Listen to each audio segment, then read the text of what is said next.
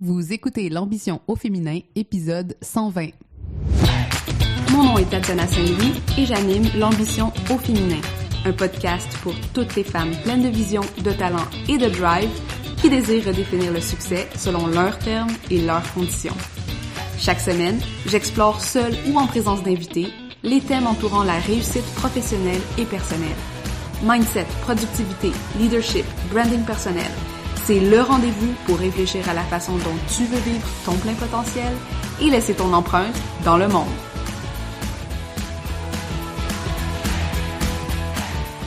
Salut les ambitieuses, comment vous allez aujourd'hui? J'espère que vous allez super bien. Ici, c'est un petit peu le rush, mais c'est un rush très positif parce que je m'en vais en vacances dans 2 semaines pour un gros 2 semaines et je m'en vais pas à un endroit très commun, hein? Je m'en vais à Hawaï et ça me procure un peu de stress, mais je me rappelle à l'ordre un petit peu parce que ça me procure du stress parce que je pars avec ma fille, je pars avec ma mère, je vais aller faire une retraite aussi avec un mastermind dans lequel je suis, puis j'ai vraiment hâte, mais ça fait aussi qu'on a crunch time et aussi vu que je suis en train de préparer le challenge 5 jours pour rendre ton offre de service irrésistible, on a pas mal de petits trucs à finaliser.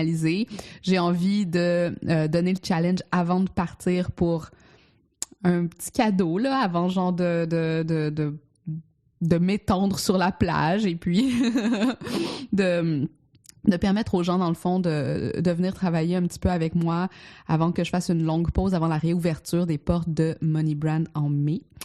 Donc, voilà. Si tu veux les infos pour le challenge, c'est mtamar.com/5 jours si tu veux t'inscrire. Et aujourd'hui, pour l'épisode de podcast, je reçois une personne que je connais depuis quand même assez longtemps parce que on s'est suivis l'une l'autre aussi depuis la pandémie. Puis, je me rappelle que Lauriane était une des premières à avoir pris un de mes premiers appels exploratoires que j'avais ouvert quand je me suis lancée à temps plein dans mon entreprise et je n'oublierai jamais dans le fond ce moment parce que tu sais ces moments fondateurs sont super importants et je suis contente de la recevoir aujourd'hui parce que Lauriane a une expertise vraiment unique et vraiment tu sais c'est pas dans mon champ d'expertise régulier. Fait que c'est super intéressant d'avoir sa perspective à chaque fois parce que Lauriane est orthophoniste et aussi entrepreneur et entrepreneur digital, infopreneur d'une certaine façon. Et toute cette conjonction de ces expertises-là fait qu'elle a un bagage extrêmement riche à partager, surtout par rapport à ce qui a trait à des professions qui sont peut-être un peu plus considérées comme traditionnelles. Et moi, j'adore entendre parler des différents modèles, pas juste des modèles d'affaires, mais de comment il y a différentes façons de servir certaines populations. Et puis, ben Lauriane, ben c'est ce qui est intéressant avec son cas, c'est que elle sert les enfants, mais elle sert aussi les parents, elle sert aussi les spécialistes qui, tu sais, les éducatrices, les spécialistes qui aident, dans le fond, ces enfants-là, ultimement. Et au fur et à mesure de connaître un peu son parcours, ben j'ai vu aussi son parcours évoluer de comment elle a utilisé de plus en plus les outils du web pour apprendre à se démarquer, mais aussi pour traverser certains défis qu'elle rencontre au quotidien, comme par exemple des défis qui viennent avec ce genre d'expertise-là, ce genre de métier-là, qui, pour n'en nommer qu'un, peuvent être assez, puis pour n'en nommer qu'un, je nomme ici les ordres professionnels, par exemple, peuvent être assez étouffants quand on essaye d'innover dans ce genre de milieu-là. Alors, qui est Lauriane Lacerte? Elle est, comme je l'ai dit, entrepreneur et orthophoniste depuis 11 ans. Il y a 2 ans, elle a décidé de s'éloigner du modèle classique d'évaluation suivi d'intervention pour migrer son travail vers l'infopreneuriat. Donc, l'infopreneuriat, c'est vraiment de vendre des formations en ligne, de vendre du digital. Et même en étant à la tête d'une grande équipe, elle n'arrivait pas à réduire le temps d'attente ni à aider tous ceux qui cognaient à sa porte pour obtenir de l'aide. Alors, elle a revu complètement son offre de service, elle a brisé le moule et elle a réinventé les règles. Et ça, c'est ce que j'adore le plus de Lauriane. Via des formations et du coaching parental, elle informe les parents et les intervenants en petite enfance sur le développement langagier attendu et sur les meilleures stratégies de communication à intégrer au quotidien. Si vous ne suivez pas encore Lauriane, elle a un excellent podcast. Vous pouvez aller la suivre aussi sur Instagram où elle a du contenu vraiment puissant et vraiment intéressant. Puis c'est pas juste pour si vos enfants ont des problèmes ou des difficultés langagières, mais selon moi aussi, puis moi j'ai une enfant de 3 ans, c'est vraiment intéressant à suivre aussi pour tout ce qui est l'évolution du langage chez nos enfants, puis vraiment bien comprendre aussi qu'est-ce qui se passe dans leur petite tête quand que, on interagit avec eux de cette façon-là.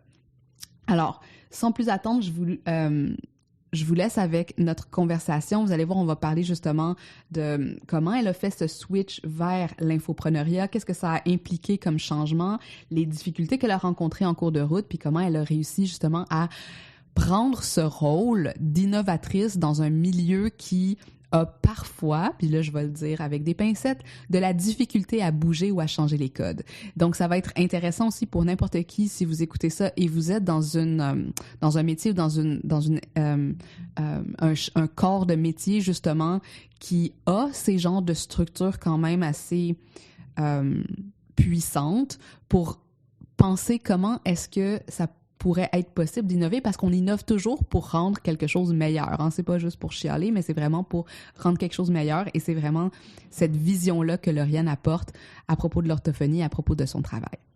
Alors, je vous laisse avec Lauriane Lacerte et on se dit à très vite. Hello, hello Lauriane! Comment ça va? Ça va très bien, toi?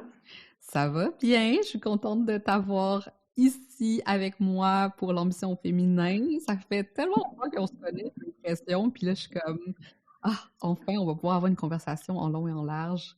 Oui, je suis super excitée. Merci de l'invitation. Yes! Bon ben, t'es une habituée du podcast, je sais que tu l'écoutes souvent, fait que tu sais que j'ai toujours mes questions brise-glace du début, puis je ne sais jamais laquelle je vais poser à qui quand je les vois arriver, mais aujourd'hui la question que j'ai envie de te poser c'est: pour toi, c'est quoi l'ambition? Oh, c'est une bonne question! Pour moi, c'est quoi l'ambition? OK, je vais y aller spontanément comme ça. Je te dirais, l'ambition, c'est, je vais dire, avoir l'audace de faire ce qui nous motive, ce qui nous drive, ce qui nous fait vibrer. Puis, c'est ça, avoir l'audace de tout faire ça sans trop, je vais dire, sans trop considérer ce que les autres personnes en pensent ou, tu sais, ouais, vraiment, sans considérer nécessairement ce que les autres vont en penser ou comment ils vont juger ça. Fait que mettre de l'avant, c'est ça, nos idées, nos projets, sans se limiter. J'adore. Puis j'aime ce mot audace et courage. Tu sais, il y a vraiment cette notion ici de être vrai à soi, à quelque part, puis d'aller au-delà de ce qui pourrait nous bloquer, qui vient souvent de l'extérieur, hein, à travers... Oui, qui vient de l'extérieur, je dirais, ou qu'on a intégré avec le temps. Moi, je suis beaucoup dans cette réflexion-là ces temps-ci. Tu sais, il y a des choses que j'ai l'impression qui sont pas nécessairement autour de moi en ce moment, mais que ça a tellement été ancré en moi que j'ai l'impression que ça vient de moi, mais finalement, ça vient pas nécessairement de moi, là. Ouais, oh my God, je te comprends tellement, puis... En tout cas, je te comprends tellement. Moi, je réfléchis. Moi, tu sais, j'ai une fille de 3 ans et demi, puis de plus en plus, ça avance, puis je me dis, là, elle est full dans des trucs de princesse, puis des choses comme ça. Puis je suis comme, c'est définitivement pas moi qui l'a amené là-dedans, mais je sais aussi que ça va comme former tellement de visions sur le genre, en tout cas, bref, je vois ce développement-là, tu sais, comme devant mes yeux, puis ça me fait réfléchir à mon propre développement puis comment j'ai intégré toutes ces notions-là aussi dans ma vie puis dans qui on doit être et comment on doit l'être. Oui, vraiment. Définitivement. Bon, puis je parle de ma fille, mais tu sais, toi, tu travailles avec les enfants beaucoup en tant qu'orthophoniste. Puis j'avais envie que peut-être tu nous parles, tu sais, c'est rare que je demande vraiment tout ce parcours-là, mais je pense que dans ton cas, c'est intéressant de avoir un aperçu un peu de ton parcours, tu sais, au niveau professionnel, comment t'es passé justement, tu sais, t'es devenu orthophoniste, t'as fait tes études, après ça, t'as eu une clinique. Puis là, aujourd'hui, tu as fait une transition vers le web, là, tu as ton podcast, tu es une figure vraiment comme un thought leader, tu as comme une communauté aussi qui te suit beaucoup au niveau professionnel. Tu sais, comment ça a été quoi pour toi cette transition-là? Puis ça a été quoi le déclic ou les déclics qui se sont passés pour toi au travers de ton cheminement qui t'ont amené à, puis je dirais pas te réinventer, mais poursuivre cette voie-là? Oui.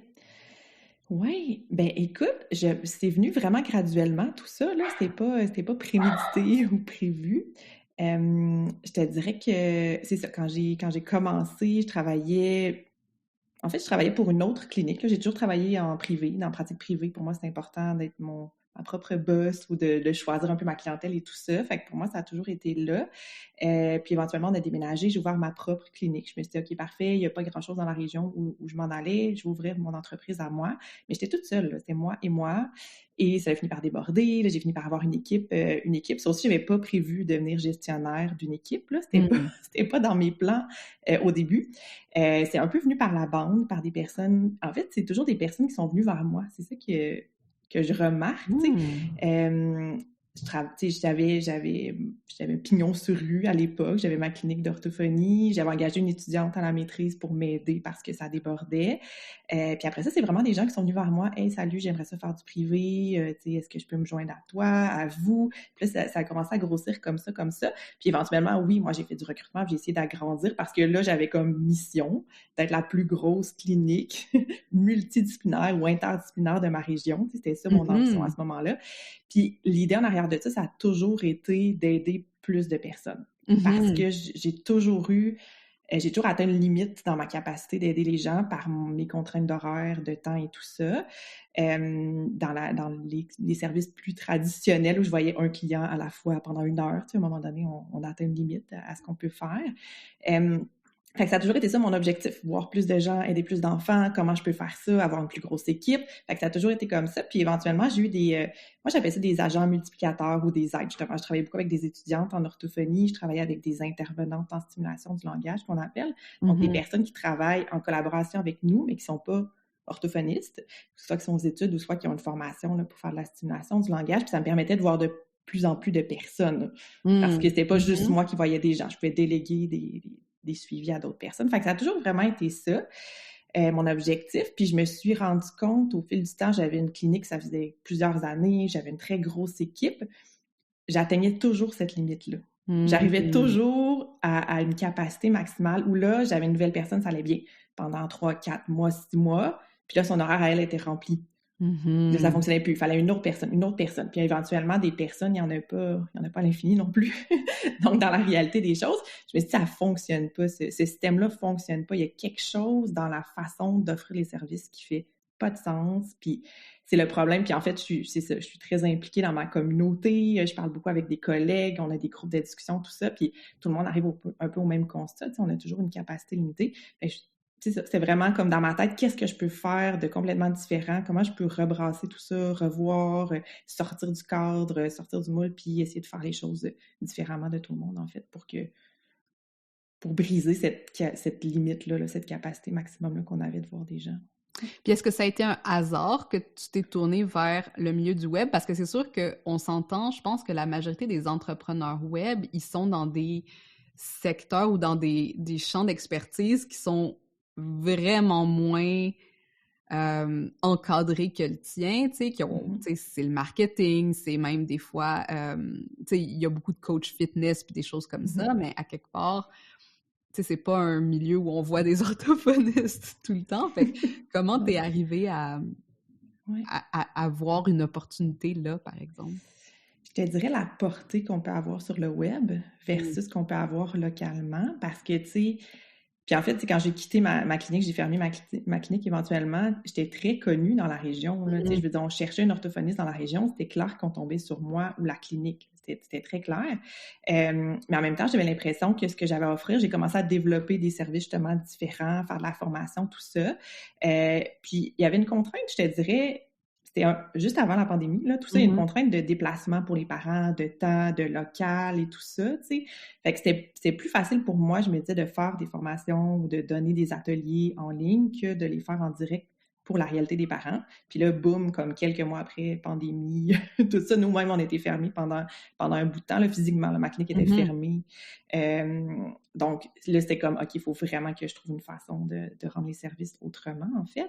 Mais c'était vraiment ça. Puis éventuellement, je suis restée là-dedans parce que j'aurais pu dire, bon, on est revenu en présentiel, tout ce qui est sur le web. Puis j'ai vu la portée que j'avais, j'ai vu en fait que je pouvais aider une éducatrice qui était en Abitibi, puis ou à Côte-des-Neiges, puis il n'y avait pas d'orthophoniste disponible à Montréal, fait qu'elle venait vers moi, tout ça, fait que j'ai vu la portée que je peux avoir à grande échelle, puis dans ma mission d'aider plus de personnes possible, c'était pour moi une super belle opportunité, là. Ouais. Est-ce que c'est à peu près à ce moment-là que tu as commencé ton podcast? Pendant la pandémie? C'est l'année après. Fait que dans le fond, j'ai commencé mon podcast en 2021, en janvier 2021. Ouais. Parce que en fait, c'est une super belle plateforme que tu utilises pour rejoindre beaucoup, beaucoup de monde, là. Oui, vraiment. Puis tu sais, j'ai comme commencé à faire un podcast justement pour être plus connue, être plus visible parce que j'avais des services émergents. Tu sais, je commençais à faire des services en ligne, offrir des formations, tout ça. Puis je me suis dit, OK, comment je peux me faire connaître? Hein? Parce que c'est un peu ça le défi quand t'es en ligne. Fait que j'ai décidé de me lancer vers le podcast. Puis moi, c'est un format qui me convient très bien aussi. Donc, c'est un peu pour ça que je suis allée vers ça. Puis je pense que ça convient aux parents aussi, qui peuvent l'écouter, aux jeunes mamans qui ont leurs enfants, promenades, poussettes, tout ça. Fait que je trouvais que c'est un format qui convenait beaucoup aux parents aussi. Je me reconnaissais beaucoup là-dedans, moi, comme maman, donc... J'ai l'impression que pour une orthophoniste, ça fait du sens. C'est pas parler. Ouais. Puis il y avait une collègue, en fait, j'ai une collègue, rendons à César, là, ce qu'il y a à César, mais j'ai une collègue orthophoniste qui avait un podcast puis que j'aime beaucoup puis qui m'inspire beaucoup aussi. Mais elle avait un podcast qui s'adresse vraiment aux orthophonistes. Alors que moi, mon objectif, c'était vraiment de m'adresser aux parents, aux éducatrices, aux enseignantes. Donc, c'était comme on avait deux clientèles un peu différentes. Fait qu'elle, elle le faisait, là, j'étais peut-être à une dizaine d'épisodes là, au début, là, quand moi, j'ai commencé à faire mon podcast. Fait que j'étais comme, OK, je vais comme m'inspirer aussi de ça, mais avec une clientèle différente. Fait que, ouais. Cool! Puis c'est ça, hein? Puis en tout cas, tu sais, moi qui viens beaucoup du marketing en ligne, des choses comme ça, c'est sûr que j'ai vu les différents modèles qui venaient souvent des États-Unis, hein, de comment faire du branding, puis des cours en ligne, puis les funnels, puis les lancements, puis des choses comme ça. Pour toi, qui venais justement d'un milieu où j'imagine qu'on t'a pas appris à faire ça, ça a été quoi peut-être la plus grande courbe d'apprentissage ou les choses où est-ce que c'était, tu sais, t'as vraiment dû apprendre from scratch, genre dès le départ de tu sais, tout ce milieu-là puis cette dynamique-là? Oui, ben je te dirais vraiment tout, dans le sens où ça a été... puis j'adore apprendre, j'adore me former, puis je suis beaucoup, beaucoup, beaucoup de formations, je suis beaucoup de podcasts, j'écoute beaucoup de choses aussi, fait que ça m'aide à aller chercher beaucoup d'informations, mais honnêtement, j'avais aucune connaissance sur rien qui était, tu sais, même on avait une page Facebook, mettons, pour la clinique, mais vraiment à petite échelle parce que j'ai jamais eu à faire de promotion de marketing parce que nos services sont toujours pleins. C'est vraiment ça la réalité. Donc, j'avais jamais vraiment fait ça, à part pour des offres d'emploi. Je fais du marketing pour recruter des gens et pas pour vendre des services. C'est vraiment ça.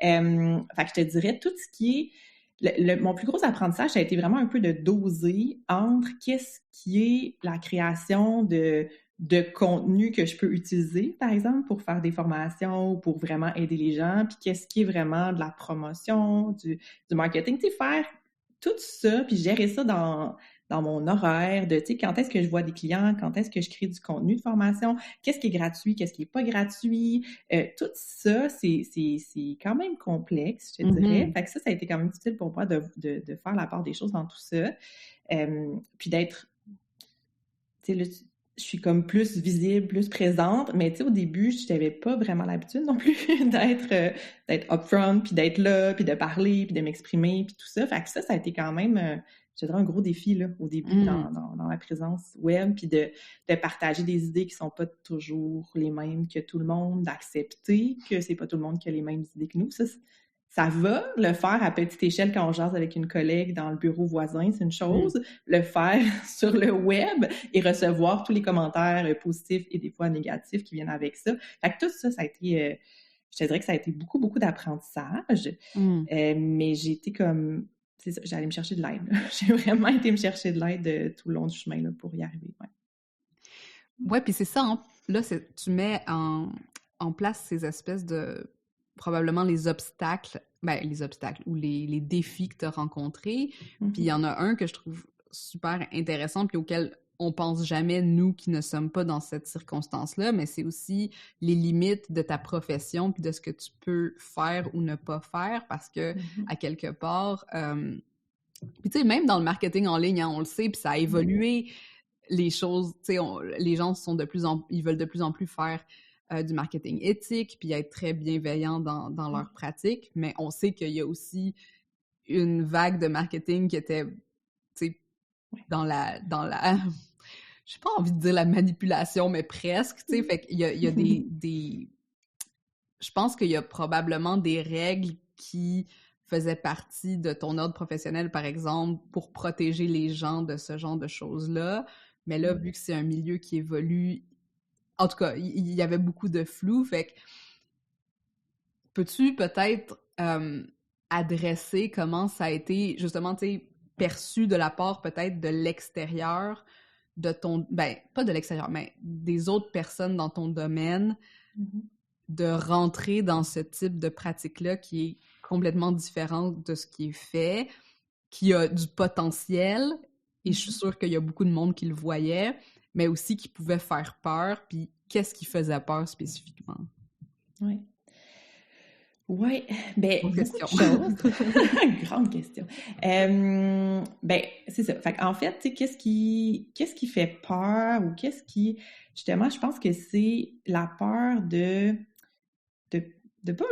profiter des gens ou de, tu sais, justement, tout ce qu'on conçoit en lien avec le marketing, comme, mettons, l'urgence ou tout ce qui est, mettons, les prix, tu sais, ça, c'est une grosse partie dans le sens où, tu sais, dans notre profession, nos prix sont... Je ne vais pas dire qu'ils sont fixés, là, mais on a des règles un peu floues dans notre code de déontologie qui dit qu'on doit charger en fonction de nos connaissances, compétences. Tu sais, il y a comme des barèmes dans tout ça. L'association va mettre en place une grille tarifaire. Tu sais, on n'est pas obligé de suivre ça, mais on ne peut pas non plus charger super cher. Fait juste cet aspect-là, puis de dire, OK, je vais vendre des choses. C'est juste l'aspect de faire de l'argent, là. C'est super tabou dans notre profession, dans notre milieu. Fait que, tu sais, faire des lancements où on va faire des ventes de quelque chose ou des programmes en ligne, tu sais, à plus long terme avec un montant qui va être réparti parce qu'on n'a pas le droit, entre guillemets, de charger tout d'un coup. Tu sais, il y a plein de règles en arrière de ça qui sont très complexes. Fait que même si on est conscient de ça puis on connaît les règles, les gens ils ont comme peur qu'on respecte pas ça ou qu'on essaie justement de charger plus parce qu'on a quelque chose qui est disponible maintenant versus les autres personnes qui attendent. Fait qu'il y a tout cet aspect-là en lien avec, je te dirais, l'argent qui est derrière ça. Il y a beaucoup, je te dirais, il y a beaucoup l'aspect de... C'est ça, de profiter... de profiter des autres ou des personnes connues ou de profiter de notre nom, tu sais. Il y a une grosse... Je te dirais que c'est ça, dans les codes de déontologie, codes des professions, il y a beaucoup la notion de conflit d'intérêts. Donc, il ne faut pas être en conflit d'intérêts. Fait que théoriquement, je ne peux pas proposer quelque chose à un parent. Tu sais, je vais te dire un exemple. Mettons un jeu, un livre, ben je ne peux pas proposer quelque chose à un parent si ça me rapporte en arrière, OK?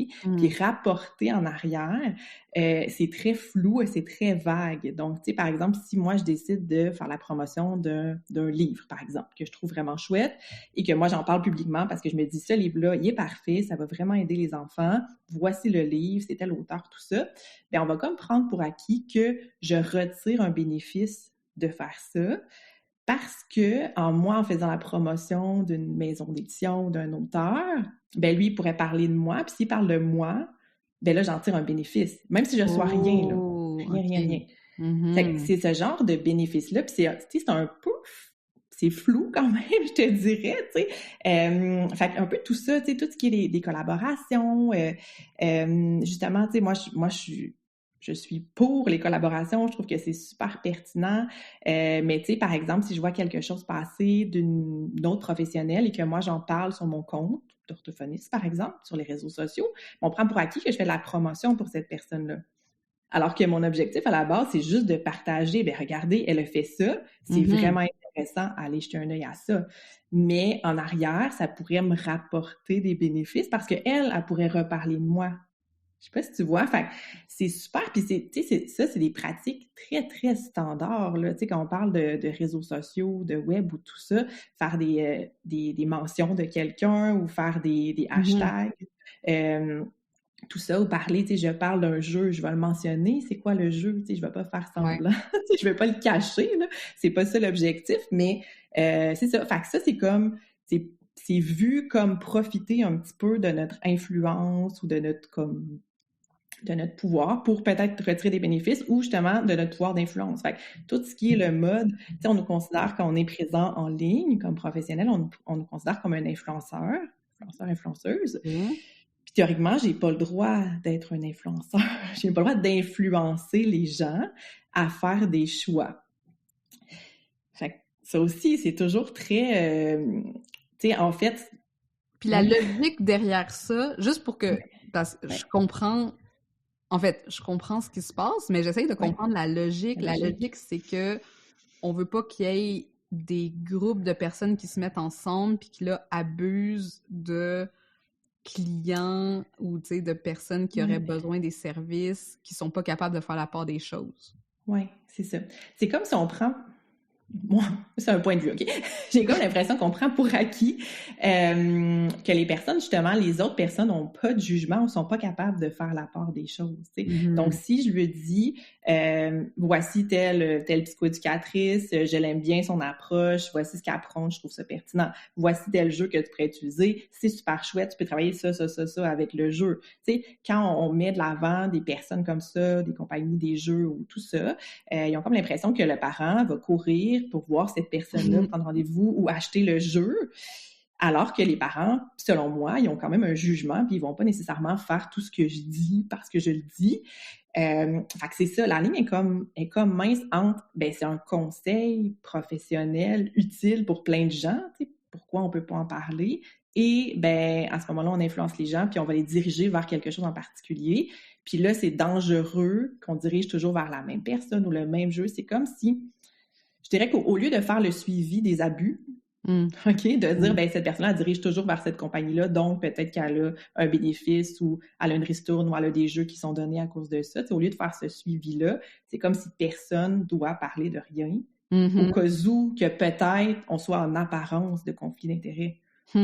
C'est vraiment ça, tu sais. Fait que c'est ça la logique en arrière. Fait qu'au lieu de jouer à la police de elle fait-tu bien, elle fait-tu pas bien, c'est-tu correct, y a-tu une rémunération en arrière de ça, parce qu'on peut pas être payé là, pour faire de la promotion. Fait qu'au lieu de faire ça, du petit suivi individuel de possibles problèmes réels, ben on met une balise qui empêche complètement de faire ce genre de démarche, d'intervention-là. Ouais, OK. Ça complique pas mal les choses. Puis comment t'as fait, toi? Ben, justement, parce que là, t'as un podcast puis t'as des invités sur ton podcast. T'as, tu sais, je veux dire, t'as une formation là, que tu lances en collaboration avec une autre professionnelle. Fait que comment, toi, tu sais, t'as pas détourné, mais comme interpréter ça ou comment tu travailles avec ça, sachant que ça peut être vu comme allant à l'encontre de ton ordre? Oui. Ben je te dirais que les seules fois que je vais faire... Ma façon à moi de le gérer en ce moment, c'est de faire justement des collaborations dans lesquelles on est impliqués toutes les deux. Donc, à ce moment-là, quand je collabore, mettons, je monte une formation avec une collègue, ben toutes les deux, on fait la promotion mutuelle de notre formation, mais je suis partie prenante de. Okay? Fait que c'est vraiment ça. On peut faire, puis je m'étais renseignée, parce que je me renseigne souvent, tu sais, faire la promotion de choses auxquelles tu participes. Ça peut être des événements auxquels tu participes. Ça peut être des mettons, un site web sur lequel je publie quelque chose. Là, il faut que le site web réponde à tous les critères. Okay, ça, c'est une autre histoire. Mais bref, il y a comme plusieurs critères. Mais quand, mettons, si j'écris sur un site web qui répond à tous ces critères-là, ben je peux en parler parce que c'est mon contenu, c'est moi qui le crée, qui est là. Fait que, sais, je fais partie d'un collectif de professionnels aussi, puis on fait de l'accompagnement parental, des formations en ligne, tout ça, je peux parler de ce collectif-là parce que je fais partie du collectif. Mais je peux pas parler de la nutritionniste ou de la psychoéducatrice du collectif de façon individuelle. Je peux parler, voici ce que nous, on fait ensemble. Je peux partager ce qui est fait parce que je suis membre du collectif, mais je pourrais pas référer directement à une... C'est comme, c'est vraiment, c'est comme ça que moi, je l'ai, à ce point-ci, interprété. Puis, je te dirais que dans le passé, ce qui est un peu aussi... un peu inquiétant, je te dirais, comme qui nous pèse un peu toujours sur les épaules, c'est que dans le passé, quand on faisait de la promotion de livres, tout ça, moi, je faisais là, des reels de « voici les 3 livres coup de cœur pour les 4-5 ans », puis là, j'avais plein de commentaires, les gens étaient super contents, j'expliquais les livres, comment on pouvait les utiliser, pourquoi je les aimais, comment choisir bien un livre, tu sais. Je pensais que c'était correct. Il y a de cela 1 an et demi, tu sais, personne, tu sais, selon nos codes de déontologie puis le code des professions, c'est des articles de loi, là, tu sais. C'est mon interprétation que j'avais fait à cette époque-là de ça. J'avais pas le livre, tu sais, j'en retirais pas grand-chose, là. J'en parlais parce que je jugeais que c'était pertinent. Je faisais pas ça pour avoir un bénéfice quelconque en arrière. Fait qu'à ce moment-là, je jugeais que c'était correct, tu sais. Fait qu'à ce point-ci, moi, j'ai pris des décisions. Je réfère toujours aux documents, j'appelle souvent l'ordre, tout ça, mais je prends mes décisions en fonction de ce que je juge une bonne interprétation. Est-ce que dans 1 an, on va revenir contre moi pour me dire « t'as pas le droit de faire ça ». Ouais, parce que dans le fond, c'est ça, hein, une interprétation, ça peut aller dans les 2 sens, puis tu peux appeler l'ordre, puis ils vont te dire « oui, c'est correct », puis 2 semaines plus tard, tu l'appelles, puis il y a une autre personne, puis ils te disent « ah, finalement, non, on pense que non », puis, tu sais, en tout cas, c'est ça qui est... ça doit être frustrant. C'est frustrant, puis c'est... Je veux dire, on apprend c'est ça, moi, j'ai appris à vivre avec, mais tu sais, c'est quand même stressant parce qu'il y a des choses que j'avais fait dans le passé qu'on m'a demandé de détruire, là, de retirer du web carrément, tu sais, puis c'est des heures et des heures de travail. Fait que si on m'arrive puis on me dit un jour, ton podcast, t'as pas le droit d'inviter des gens puis qu'il faut que j'enlève toutes mes entrevues, on s'entend que c'est des heures et des heures et des heures et des heures de travail, tu sais. Puis une des choses qui est intéressante à savoir, je te dirais, par rapport aux autres, c'est que c'est pas nécessairement l'ordre comme tel qui va de l'avant puis qui va regarder tout ce qui est fait de pas correct. Je te dirais, ils n'ont même pas le droit de faire ça. C'est vraiment quand il y a des plaintes qui doivent agir. Fait que, habituellement, c'est ça, c'est quand il y a des plaintes, il y a des personnes qui vont faire une plainte parce qu'ils vont dire que telle personne, telle action, qu'est-ce qu'elle a fait, ça respecte pas le code, ou on pense que ça respecte peut-être pas. Là, l'ordre va faire une enquête avec le syndic, puis va aller questionner, en tout cas, bref, tout ça, faire une enquête, puis après ça, ils vont prendre position à la fin de l'enquête, puis ils vont dire est-ce que la plainte est retenue ou pas, ou qu'est-ce que tu dois faire pour comme poursuivre ton travail et pas perdre ton titre, ou pas avoir d'amende, ou pas avoir de sanctions, là, c'est vraiment ça, là. Mais ça vient toujours d'une plainte. Puis, bien souvent d'autres collègues, j'imagine. D'autres collègues, c'est ça. Des parents random vont juste aller faire une plainte que tu as présenté un livre sur ton Instagram. Oui, puis quand tout ça est sorti, les parents étaient comme complètement déboussolés, puis on a eu plein de super beaux messages justement de parents qui étaient comme c'est vraiment dommage, on aime beaucoup ce que vous faites, puis tout ça, puis la plainte elle venait de l'intérieur, tu sais, de collègues en fait, là. Fait que... Ouais! Puis c'est ça qui est dommage aussi parce que, tu sais, puis on peut voir, tu sais, moi je comprends aussi qu'on enlève de l'accessibilité aux parents à avoir des ressources qui sont justement jugées par des professionnels parce que, encore une fois, tu sais, on peut... Puis j'ai l'impression que ça nous protège même de marketing quand, si par exemple, je te fais confiance puis je dis j'aimerais ça voir sa liste de suggestions pour des livres, à la place d'aller regarder le collant qui a été mis par un pro du marketing random sur une boîte de jeux, puis que là, je dois me baser uniquement sur ça, puis des reviews de parents sur Amazon. Tu sais, c'est dommage de ne pas avoir accès à ce genre d'expertise-là, comme de n'importe quoi. Je pense que, tu sais, comme professionnel, justement, tu sais, quand on est professionnel, on a quand même... Je veux dire, on a un jugement clinique, c'est ça notre job, là, de juger, d'avoir un jugement clinique. C'est ça notre travail, là, avec des enfants, avec le matériel qu'on utilise et tout ça. Fait que, tu sais, je veux dire, s'il y a un jeu que je trouve qui convient pas, tu sais, j'ai déjà eu dans le temps qu'on avait le droit de faire ça, tu sais, des personnes qui m'envoyaient des jeux, ça arrivait à quelques reprises, tout ça. Mais tu sais, on va pas, je travaillais pour un blog aussi, un gros blog, là, avec plein de personnes, mais tu sais, on n'allait pas présenter les livres qui nous conviennent pas, tu sais, qui respectent pas nos critères, puis qu'on n'aime pas parce que quelqu'un nous l'a envoyé, qu'on va absolument comme en faire la promotion, tu sais. Ta crédibilité professionnelle aussi. Ben oui, vraiment. Derrière tout ça, derrière toutes les choses que tu... Puis je pense que c'est la même chose pour n'importe quel influenceur, tu sais, c'est leur crédibilité aussi quand ils mettent de l'avant n'importe quel produit, là, tu sais, à un moment donné, les gens, ils savent que tu leur vends de la merde ou que Okay. Tu sais, je le fais encore, tu sais, là, c'est drôle, hein, parce que je fais encore ça, mais sous forme de maman, tu sais, dans le sens où je fais encore des critiques de livres, des choses comme ça, mais je peux pas les partager, je peux pas dire que je suis orthophoniste, tu sais, c'est vraiment pour les parents, tu sais, qu'on fait ça, mais je les présente pas tous les livres, tu sais. Je veux dire, il y a des fois des livres, puis il y en a que moi, j'ai acheté moi-même, puis que je vais les présenter parce que je les trouve très pertinents, tu sais, je retire rien de ça, sauf aider d'autres personnes qui ont pas les mêmes connaissances que moi, tu sais, fait, bref. Ouais, puis récemment, t'as lancé un nouveau compte Instagram, justement, parce qu'on, tu sais, t'as un compte Instagram vraiment actif en tant qu'orthophoniste, mais récemment, t'as aussi... Puis je pense que, tu sais, on s'en était parlé, puis je t'ai dit, dans ton cas, à toi, t'es une des rares personnes à qui je dis, ben oui, let's go, genre, fais un deuxième compte parallèle, parce que selon moi, c'est toujours comme, non, tu sais, tu parles d'un seul lieu, mais dans ton cas, à toi, c'était important de l'avoir. Puis qu'est-ce que tu voulais faire avec ce nouveau compte-là? Ben, c'est un peu différent de ce que tu fais, beaucoup différent de ce que tu fais comme orthophoniste, mais je trouvais ça intéressant de parler aussi de cette... cette façon que tu as eue d'ouvrir la conversation autour de certains autres sujets comme ça. Oui, ben exactement, parce que en fait, il y a beaucoup de sujets qu'on peut pas aborder, justement. Puis il y a plein de personnes, tu sais, tu disais tantôt, j'ai beaucoup de collègues orthophonistes qui me regardent aller, qui me suivent, qui me posent des questions, qui m'envoient des messages, tout ça, puis qui essaient de voir un peu, justement, c'est quoi ma courbe d'apprentissage, je suis passée par où pour arriver là, puis être présente, puis faire des formations, puis tout ça. Fait que j'ai beaucoup de questions, puis j'avais envie de pouvoir en parler, puis je pouvais pas en parler sur mon autre compte. Je ne pouvais pas parler de ce que j'ai lu, je ne pouvais pas parler des formations que j'ai suivies, de mes coachs, mes mentors. Tu sais, j'étais comme bloquée par rapport à ça. Et j'avais en coulisses beaucoup de questions qui venaient sur ce sujet-là, puis je trouvais ça vraiment fâchant, fâchant de ne pas pouvoir en parler ouvertement puis transmettre cette information-là, parce que moi, ça m'a pris, ça va faire 2 ans et demi, 2 ans et demi à peu près que je travaille plus sur le web. J'ai appris tellement de choses, puis je sais que, justement, on n'est pas dans ce monde-là, on n'est pas dans ce milieu-là, on les connaît pas, les personnes, on les connaît pas, les ressources au début, puis juste pouvoir, comme, aider, guider, accompagner, pour moi, c'était super important, cet aspect-là, puis je pouvais pas le faire sur mon compte d'orthophoniste, donc je me suis dit, bon, tant pis, j'ouvre quelque chose d'autre, puis je vais m'adresser vraiment, puis à mes collègues orthophonistes, mais aussi à plein d'autres professionnels, j'ai des nutritionnistes qui me suivent, des ergothérapeutes, des physiothérapeutes, toutes les personnes qui ont justement un ordre professionnel, puis qui sont un peu limitées, ou qui ont des contraintes, ou qui ont des contraintes pas très claires, hein, c'est toujours ça, fait que c'est quoi ton interprétation, puis oui, on peut appeler à l'ordre, mais tu sais, moi, j'ai appelé une fois.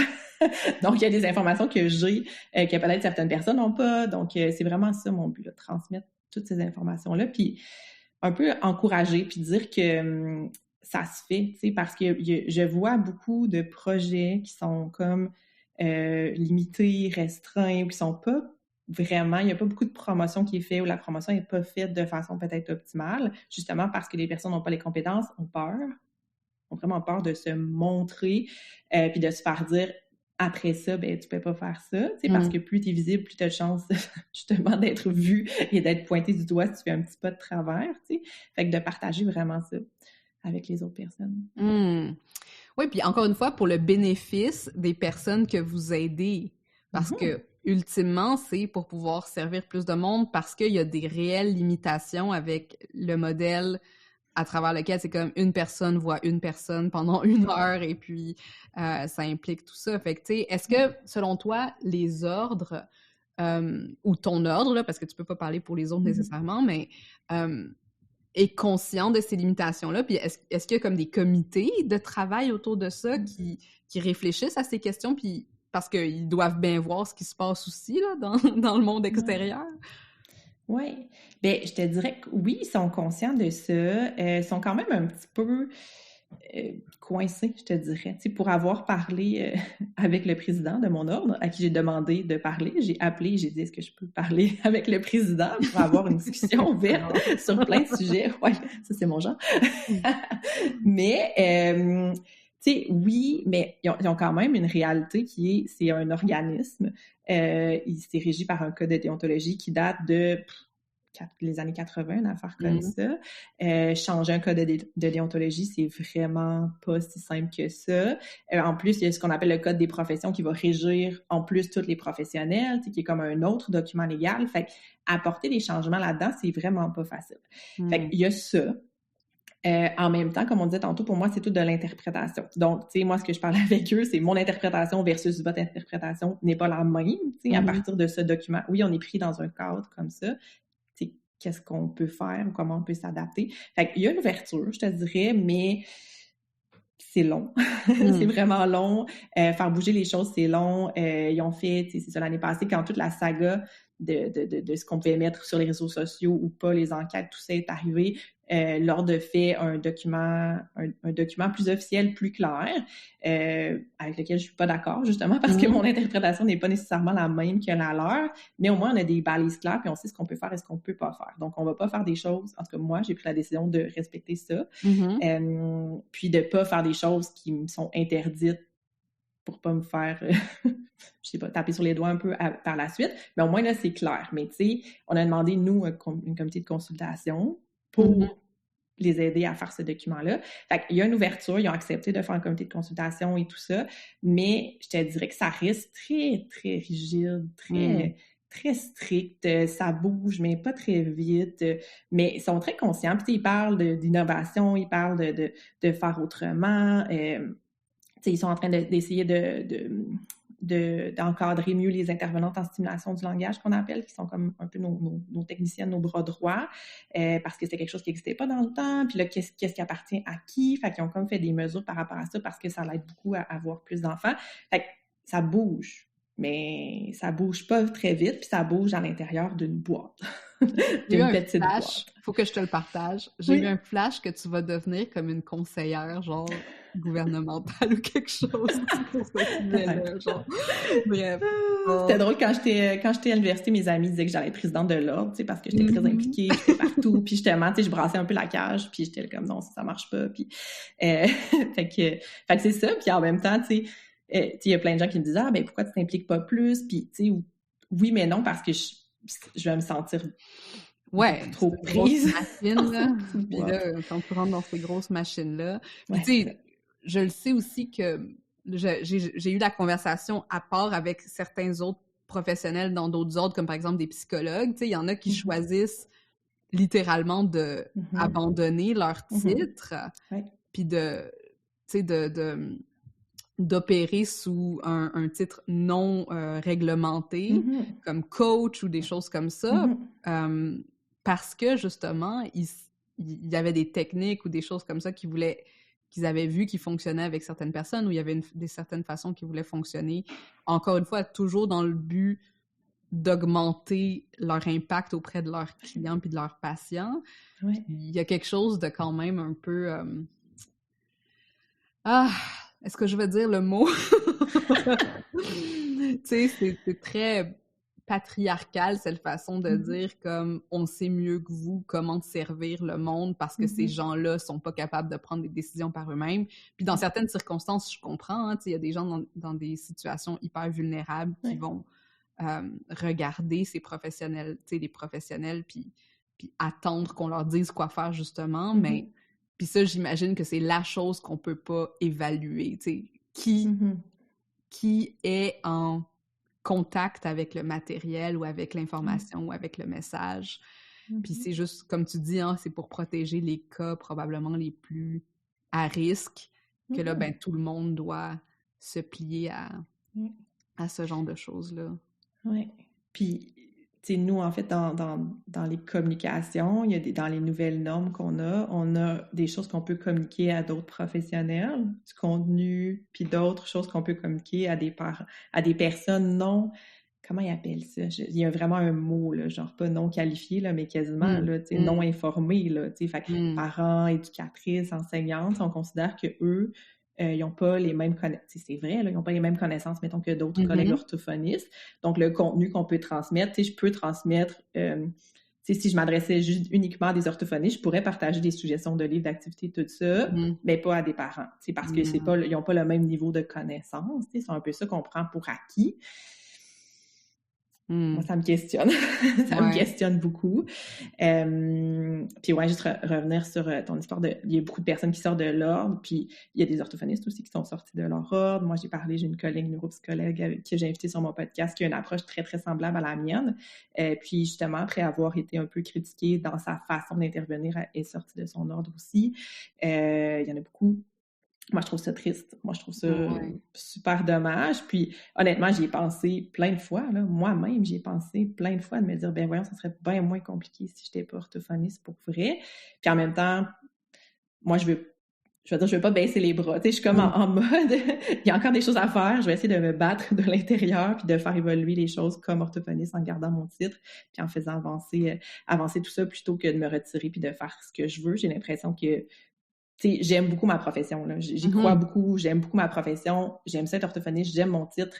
Je vois plein de collègues qui font une super bonne job aussi, qui veulent mettre des choses de l'avant. Fait que je pense qu'au lieu de quitter, j'aime mieux comme travailler à l'intérieur, réunir des gens au pire avec moi, puis essayer qu'on travaille ensemble pour faire avancer les choses, là, plutôt que juste laisser tomber. Là. Puis ça n'aura pas le choix d'avancer, tu sais. C'est juste, comme tu dis, c'est juste que ça va prendre probablement du temps puis des choses qui vont être... T'sais, il faut que quelqu'un, à un moment donné, dise « Bon, ben, le gros document compliqué, on va s'y mettre. » Mais, il y a le système aussi qui peut supporter un certain nombre, de demandes, hein, parce qu'il y a des parents aussi qui continuent à avoir besoin de ces services-là, puis qui continuent, dans certains cas, à pas avoir accès. Puis c'est la même chose avec les psychologues. Les psychologues qui sont... sur saturation, puis que c'est extrêmement difficile d'avoir accès à ce genre de professionnels-là, puis il doit y avoir en tout cas, il y a des choses à faire, mais que vous avez un peu les mains dans le dos parce que vous n'êtes pas capable, vous pouvez pas sortir de certains cadres d'activité. Ouais.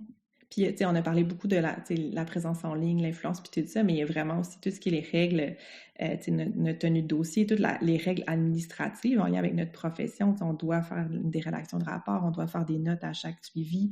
Quand c'est des groupes, c'est compliqué. Maintenant, on peut faire note de groupe, par exemple. Mais nous, en orthophonie, je sais que les nutritionnistes, c'est plus compliqué. Il y a beaucoup, beaucoup de contraintes comme ça qui font en sorte que, changer notre pratique, c'est complexe pour nous aussi. Ça nous demande beaucoup d'ajustements. Puis qu'est-ce qu'on doit faire comme document? On a des dossiers, c'est confidentiel. On ne peut pas utiliser tous les logiciels pour communiquer l'information. Ça l'ajoute beaucoup à la charge. C'est pas juste comme je vais utiliser cette plateforme-là. OK, c'est hébergé où? Les données. C'est gros. C'est gros. Ouais. Je comprends. Il y a tout ça autour. Ouais. Bon, j'ai une dernière question pour toi qui serait peut-être justement dans cette ouverture-là. Qu'est-ce que tu dirais à quelqu'un, orthophoniste, ou même une future orthophoniste, quelqu'un qui comme rentre dans la profession et qui est comme plein d'espoir et d'étoiles dans les yeux, qui se sent peut-être impuissant face à sa volonté de changer les choses? Puis, tu sais, ça peut être orthophoniste, mais ou quelqu'un qui est dans un genre de situation semblable. Mon Dieu, ça serait quoi mon message? Je dirais que c'est possible. C'est vraiment ça le message que moi j'essaie de transmettre. C'est possible de changer les choses, c'est possible de faire autrement, c'est possible de s'adapter aux contraintes. Les contraintes, elles sont là. Le cadre, il est là. Il faut comme vivre avec, je te dirais, mais dans le cadre, il y a beaucoup de choses qu'on peut faire. Fait que c'est possible. Je dirais, tu sais, de pas suivre le moule, tu sais, de pas juste prendre pour acquis voici comment ça se fait, voici comment tout le monde fait, donc je vais y aller de cette façon-là. Puis quand on commence, c'est pas si évident, je te dirais, de faire ça parce que, tu sais, souvent, nous, en plus, on a des stages dans notre profession, on a plusieurs stages dans notre parcours, fait qu'on est beaucoup influencé par la personne qui nous accompagne en stage, hein. Je veux pas notre maître de stage, tu sais, notre stage final, on passe 2 mois et demi à peu près avec cette personne-là, donc on prend beaucoup de ses façons d'intervenir et tout ça. Mais moi, je dirais, tu sais, de voir plus grand, d'ouvrir, de s'ouvrir à tout ce qu'il y a autour, justement, de participer à des formations continues, des communautés de pratique, parce que, justement, il y a on est de plus en plus soudés, je te dirais, dans notre communauté. Je trouve qu'on a une belle communauté. Puis il y a beaucoup de personnes qui ont des belles idées. Puis quand on s'assoit ensemble, puis on en jase, des fois on fait des rencontres, bien là, il y a plein d'idées qui émergent, des façons de réduire notre temps de rédaction, des façons de présenter un service autrement, des façons de faire des petits groupes au lieu de, puis dans plein de milieux différents. Tu sais, moi, je suis au privé, mais je sais que ça existe dans les milieux publics aussi, en CLSC, dans le milieu scolaire, tout ça.